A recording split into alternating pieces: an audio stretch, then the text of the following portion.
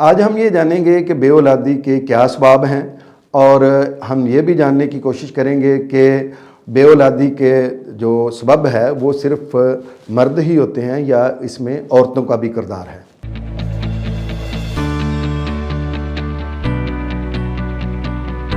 السلام علیکم، میں ہومیوپیتھک ڈاکٹر رضوان ثاقب ہوں اور میں BHMS ہوں اور شمع ہومیو کلینک پر پریکٹس کرتا ہوں۔ اور آج ہم جو میں نے آپ کو جیسے کہ بتایا ہے کہ بات کریں گے کہ جو بے اولادی کے کیا اسباب ہیں اور اس میں کیا خواتین بھی جو ہے ان کا بھی کوئی کردار ہے بے اولادی میں، یا صرف مرد جو ہیں ان کی وجہ سے ہی بے اولادی کا باعث بنتا ہے یہ جو مرض ہے۔ دیکھیں، جب لفظ آتا ہے انفرٹیلٹی یا بے اولادی یا بانجھ پن، تو اس میں ظاہر ہے دونوں اطراف سے ہی یہ مسئلہ ہو سکتا ہے،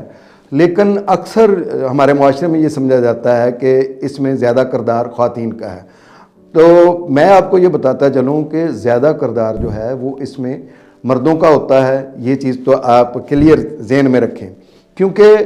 سپرمز کا جب تک عورت کے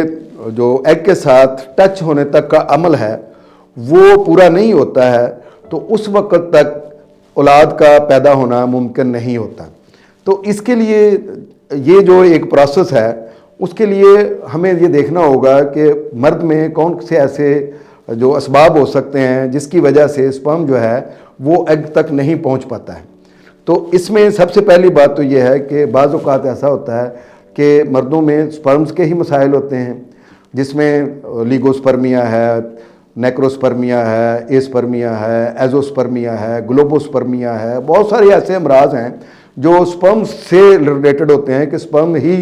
پراپر طور پر ڈیولپ نہیں ہو رہا، نشو نما نہیں پا رہا، یا اس کی تعداد پراپر نہیں ہے، تو یہ مسائل ہوتے ہیں۔ بعض اوقات یہ ہوتا ہے کہ سپرمز کے مسائل تو نہیں ہوتے ہیں، لیکن سپرمز کو کل کرنے والی کچھ چیزیں ایسی ہوتی ہیں جو وہاں پر موجود ہوتی ہیں، جیسے پس سیل بہت زیادہ ہوں یا ریڈ بلڈ سیلز آ رہے ہیں اس کے اندر، تو یہ چیزیں بھی سپرم کو جو ہے وہ کل کر دیتی ہیں اور جس کی وجہ سے یہ پرابلم ہوتا ہے۔ اس کے علاوہ یہ بھی ہو سکتا ہے کہ سپرمز کو ٹیسٹس سے لے کر جو یوریتھرا سے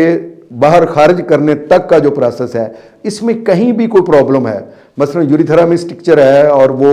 سپرمز کو جو ہے وہ خارج نہیں ہونے دے رہا، یا جو ٹیسٹس سے جو ہمارے پروسٹیٹ گلینڈ ہیں ان تک، جو ہمارے پروسٹیٹ گلینڈ تک جو ٹیسٹس سے جو نالی آ رہی ہے سپرمز کو لے کر، اس کے اندر کوئی ڈاٹ ہے، کوئی رکاوٹ ہے، کوئی obstruction ہے، تو اس کی وجہ سے بھی بے اولادی ہو سکتی ہے۔ لگتا ہے بازار کے کھانے بہت کھاتے ہو۔ جی ڈاکٹر صاحب، میں یہ میڈیسن پرسکرائب کر رہا ہوں، وہ آپ لے لیں۔ اب کوئی بھی مسئلہ ہو تو مرہم سے ڈاکٹر کی آن لائن کنسلٹیشن بک کرو، کیونکہ ڈاکٹر سے بات ہوگی اب گھر پر۔ اور اس کے علاوہ یہ بھی ہو سکتا ہے کہ کوئی فزیکل ڈسیبلٹی بھی ہو سکتی ہے۔ بعض اوقات یہ ہوتا ہے کہ ٹیسٹیز ہی موجود نہیں ہے، یا یہ ہوتا ہے کہ یوریتھرا ہی موجود نہیں ہے، یا وہ اپنے سائز میں بہت چھوٹا ہے، یا اس کے علاوہ یہ ہو سکتا ہے کہ ویریکوسیل ہے یا ہائیڈروسیل ہے جس کی وجہ سے یہ پرابلم ہو رہا ہے۔ اور اس کے ساتھ ساتھ مردوں میں جو انفرٹیلٹی کی وجہ بنتی ہے وہ ہارمونز کا امبیلنس ہونا بھی ہو سکتا ہے، خاص طور پر جو ہمارے ٹیسٹوسٹیرون ہے وہ اگر امبیلنس ہے تو اس کی وجہ سے بھی یہ پرابلم ہو سکتا ہے۔ بہرحال جو مردانہ بانجھ پن کی کوئی بھی وجہ ہے وہ ہومیوپیتھی کے ذریعے سے یا میڈیکل کے ذریعے سے قابل علاج ہے، اور اس کے لیے یہ ہے کہ آپ کو شادی سے پہلے کوشش یہ کرنی چاہیے کہ کم سے کم 3 ماہ پہلے اگر آپ کسی اچھے ہومیوپیتھ ڈاکٹر سے کنسلٹ کرتے ہیں تو یہ مسئلہ 90% جو مسائل ہیں وہ حل ہو سکتے ہیں۔ جیسے میں نے آپ کو بتایا کہ اولیگوسپرمیا کا مسئلہ ہے، یا ایزوسپرمیا کا مسئلہ ہے، یا اس کے علاوہ گلوبوسپرمیا کا مسئلہ ہے، نیکروسپرمیا کا مسئلہ ہے، ہارمون امبیلنس ہیں، تو یہ ساری چیزیں جو ہیں اس سے ٹھیک ہو سکتی ہیں۔ اور بعض اوقات یہ بھی ہوتا ہے کہ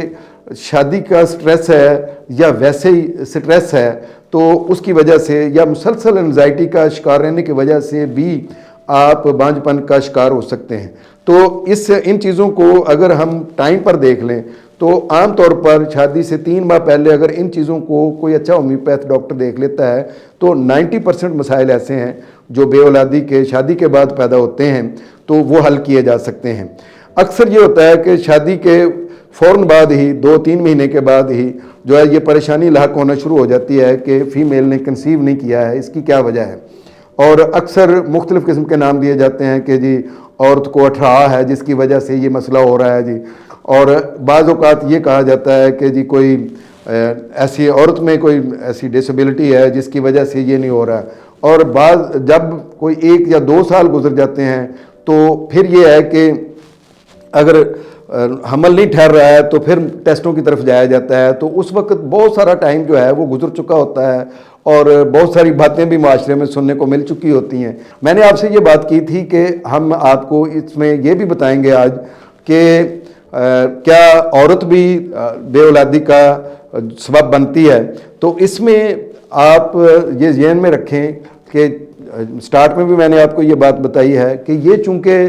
दोनों के जो मिलाप से ये सारा जो अल्लाह ताला ने ये सिस्टम बनाया हुआ है औलाद के पैदा होने का, तो वो होता है, और उसमें से कोई एक भी अगर डिस्टर्ब है तो उसकी वजह से ये मसाइल हो सकते हैं। तो ख़वातीन में अक्सर जो है पॉलीसिस्टिक ओवरी हो सकती है, फेब्रॉइड हो सकते हैं, और हार्मोन जो है इम्बैलेंस हो सकते हैं, कोई पुरानी लेकोरिया की शिकायत चली आ रही है, कोई क्रॉनिक लेकोरिया है। मज़ीद इसके बारे में कोई भी आपके ज़हन में क्वेश्चन है तो आप कमेंट्स में मुझसे पूछ सकते हैं या मुझसे आप कांटेक्ट कर सकते हैं।